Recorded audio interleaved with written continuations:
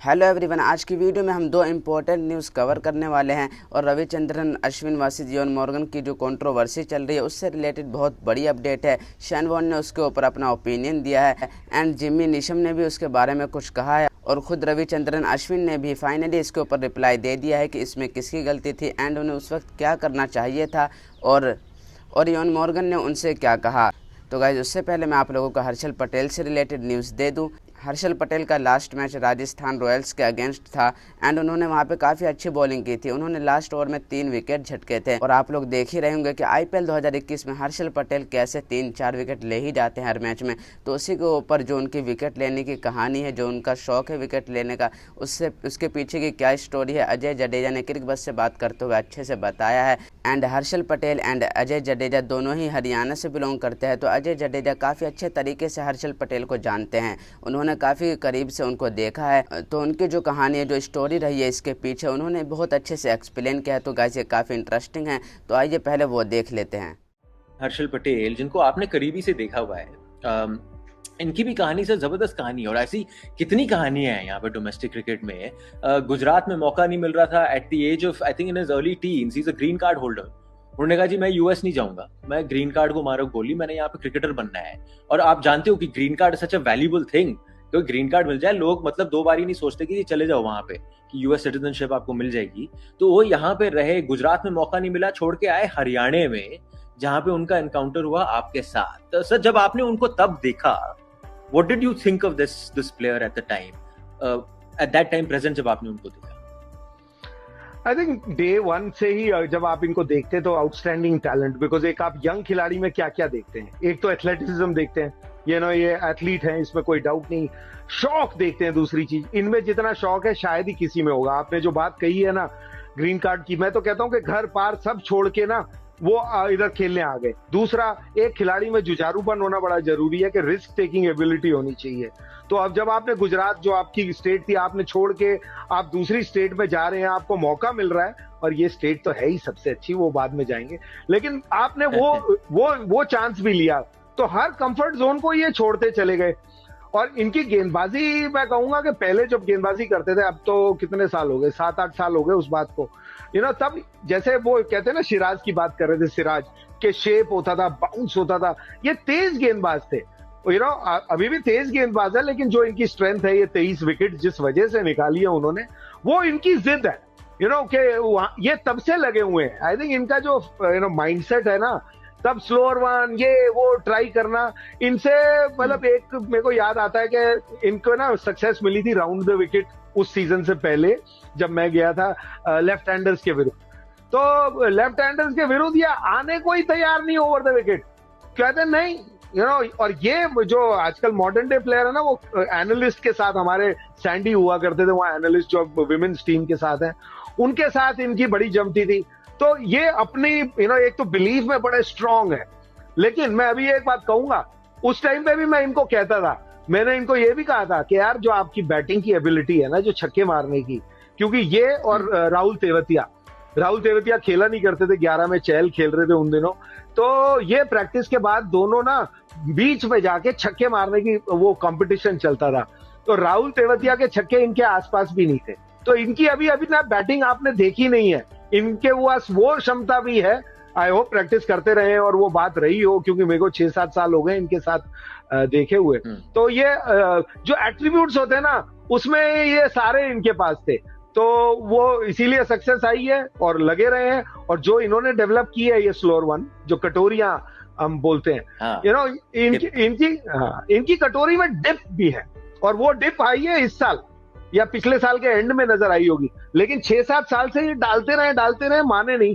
इनको शौक नहीं था कि कभी ऐसे करके ना स्लिप में आउट कर दूं, या आउट करने के शौकीन थे। ये कहते थे अपना तरीका मैं निकाल लेता हूं। तो फेयर इनफ, और आज बहुत सक्सेसफुल है।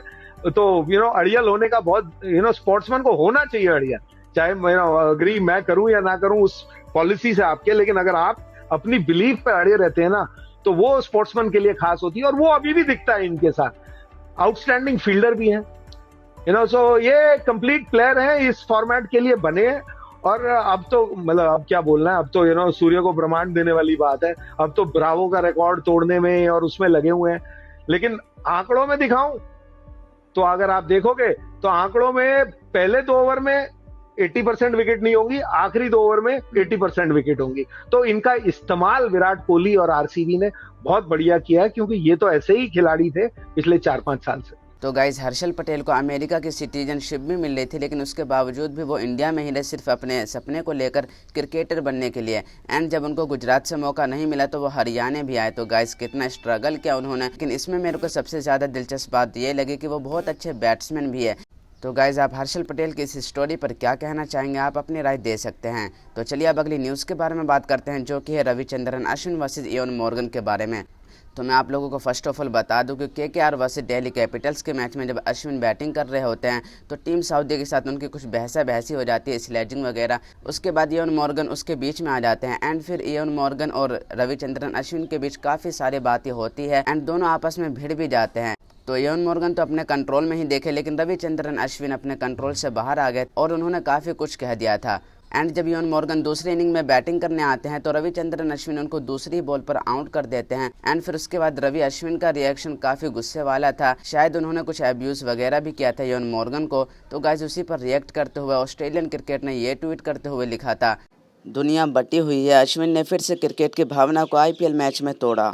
तो इसी का रिप्लाई करते हुए शैन वॉर्न ये कहे थे इस टॉपिक पर और अश्विन को नहीं बांटना चाहिए, ये बहुत आसान है, ये शर्मनाक है और ऐसा कभी नहीं होना चाहिए। अश्विन को फिर से वही आदमी क्यों बनना पड़ा। तो गाइस ये पॉइंट आउट करने वाली चीज़ है। इसका मतलब यह है कि अश्विन हमेशा लड़ते रहते हैं एंड फिर से उन्होंने यही काम किया। तो आगे उन्होंने लिखा, मुझे लगता है कि इयोन मॉर्गन उसे किल मारने का पूरा अधिकार। तो गाइस बेसिकली शैन वॉर्न का ये कहना है कि इयोन मॉर्गन रविचंद्रन अश्विन को रिप्लाई कर सकते थे, लेकिन उन्होंने ऐसा नहीं किया। इसके बाद शैन वॉर्न की ये फोटो वायरल हो रही है जहाँ पर वो खुद एक प्लेयर से लड़ते हुए दिखाई दे रहे हैं और वो खुद इस चीज़ों के बारे में बात कर रहे हैं। जिमी नीशम से भी एक फैंस ने इसी से रिलेटेड सवाल किया था। उनके फैंस ने लिखा था आप किसको सपोर्ट कर रहे हैं, ऐश या मॉर्गन। तो उसी का रिप्लाई करते हुए जिमी नीशम ने ये कहा था मॉर्गन ऑब्वियसली।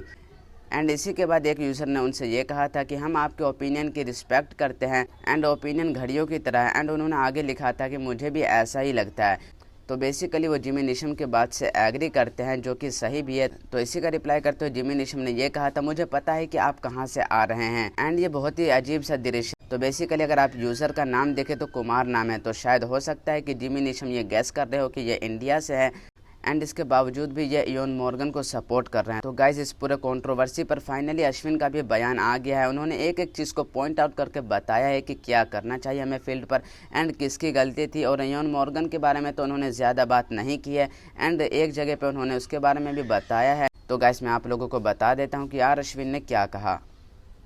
मैदान पर अपना दिल और अपने आप को पूरा दे और खेल के नियमों के अंदर खेले और खेल खत्म होने के बाद हाथ मिलाए। स्पिरिट एकमात्र खेल की भावना है जिसे मैं समझता हूँ। उन्हें ये बताते हुए बिल्कुल उलझन में ना पड़े, क्योंकि अगर आप रन से मना करते हैं या नॉन स्ट्राइकर को समझाते हैं तो आपको अच्छा इंसान कहा जाएगा, क्योंकि ये हर लोग जो आपको अच्छा या बुरा कह रहे हैं वो पहले ही ये काम कर चुके हैं या वो जो कर रहे हैं वो कर रहे हैं।